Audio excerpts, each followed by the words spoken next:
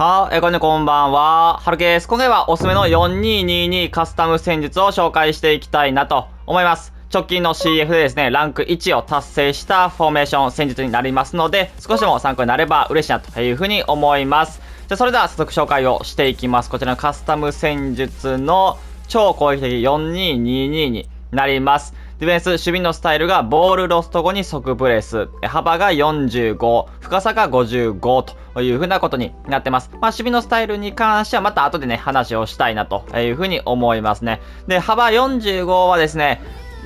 自分的にはこれがしっくりきたという感じなんですけれども、ちょっとディフェンスラインだったりとか、あとは中盤の間ですね、が、ちょっと空きすぎて気になるっていう方はですね、40とか、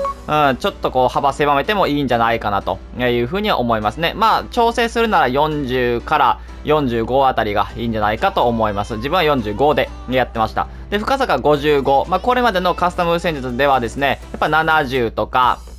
71とか結構ライン高めでやっていたと思うんですけれども、この422に関しては自分は55あたりがおすすめかなというふうには思います。けどこれ以上高くしてしまうとね、かなり裏は空いてしまうので、なので自分的には55で、かといって低すぎてもダメだしっていう感じになるので、自分的には55で、調整するなら50から60ぐらいで調整するのがいいんじゃないかなと思いますね。で、オフェンス、ビルドアップがバランス、チャンスメーカー、ダイレクトパス。で、幅が40、ペナルティーエリアの侵入が5、コーナーキック、フリークがともに1ということになってます。ビルドアップだったり、チャンスメイク、このバランス、ダイレクトパスっていうのは、どのね、フォーメーションでも、ベターな、戦術設定になってますので、422の変わらず、この設定がいいというふうに思いますね。で、幅40ですね。ちょっとね、狭めに感じてしまう人もね、いるかと思います。自分は40が、別に特に、不満はなかったんですけど、狭いなって思う時も、なくはないんで、その中で45とか、50までいってもいいかと思います。これは実際使ってみて、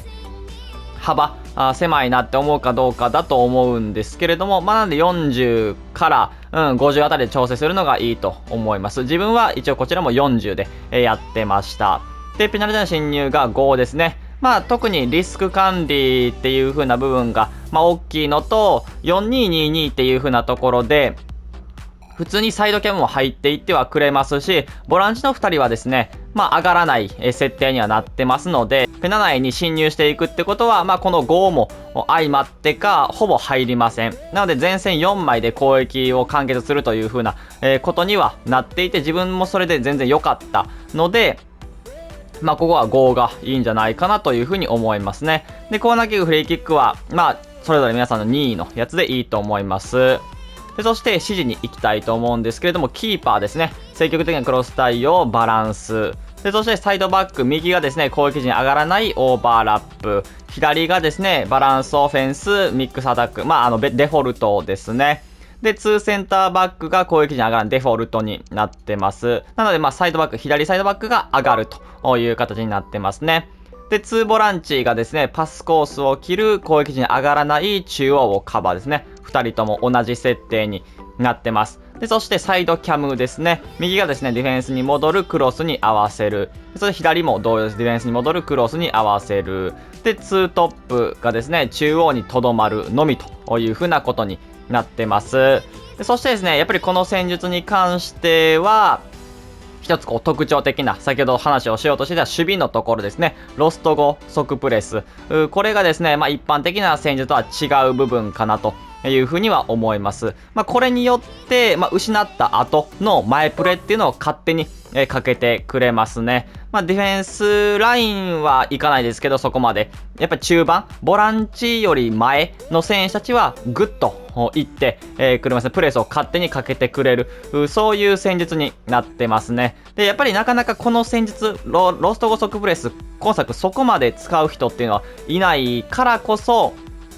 本当にショートカウンターができたりとか、勝手に取ってくれて相手があたふたしてくれて、また自分のボールだよっていう風な感じにできるので、かなりね、個人的にはここは大きかったかなという風に思います。この戦術、ロストゴソクプレスはかなり機能していたなという風に思いますね。で、もちろんメリットとしてはそれ、マイプレーを勝手にかけてくれるっていうのはあるんですけれども、デメリットとしては、やっぱりそこのマイプレーをかいくぐられてしまった時に、ディフェンスラインだけっていう風な感じになってしまう。ただですね、自分的にはそのデメリットが、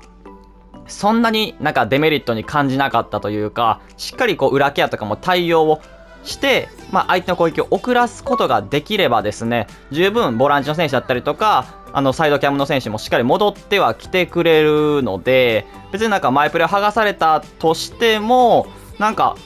全然人数足りひんや、もう絶対無理やんみたいな、ことはなかったので、非常になんかそこまでデメリットとして感じることはなくって、メリットの方がかなり大きかったなという風に感じましたね。で、また攻撃に関しても、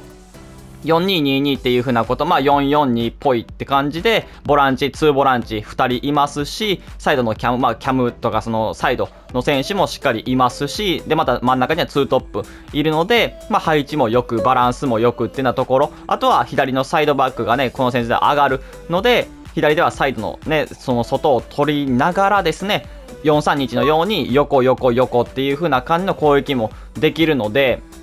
で、普通にカウンター、2トッププラスサイドキャムだったりとかもいて、ね、カウンターのシチュエーションっても作り出すことができるので、攻撃に関しても、やりにくさっていうのも特に感じることはなくって、普通に強い褒め戦術だなというふうには思いましたね。なかなかやっぱりスカット的に、もちろんエグゼだったりとかはね、いるんですけれども、ハンセンとかキンですけど、いるんですけど、そこまでメタっていう風に、この TOTY を前にして、メタ中のメタっていうスカットではない、自分がですね、直近の CF でね、ランク1もいけた戦術にはなるので、